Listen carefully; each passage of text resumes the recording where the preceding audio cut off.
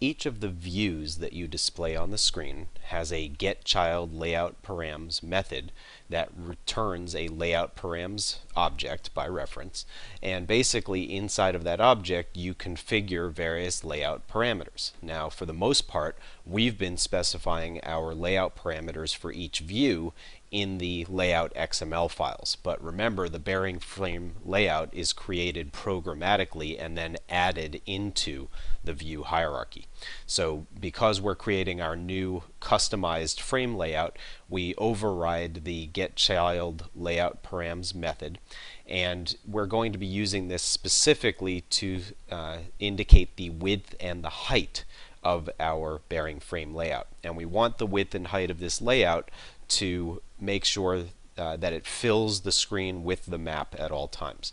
So the way we're going to do that is we create a local display variable, and a display object contains information about the device's screen display. Things like its refresh rate, its current orientation, the width and height of the screen, and other information as well. And to get that, we're going to go to our current context, which is of course our activity. We're going to get its window manager, and then that class has a getDefaultDisplay method which returns a display object representing the information about the device's display. We then obtain the width and height of that display, and we create our scale variable, which again we're going to be using to ensure that the map always fills the screen even while it's rotating.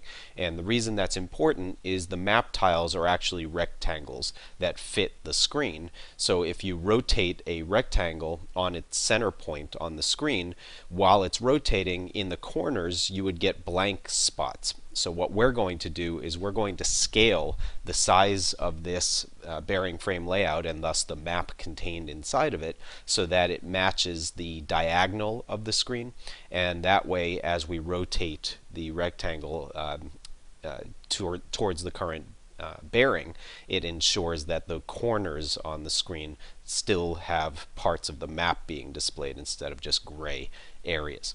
So we create our scale value, and then we return a new layout params object setting the width and height of this bearing frame layout to match that scale value.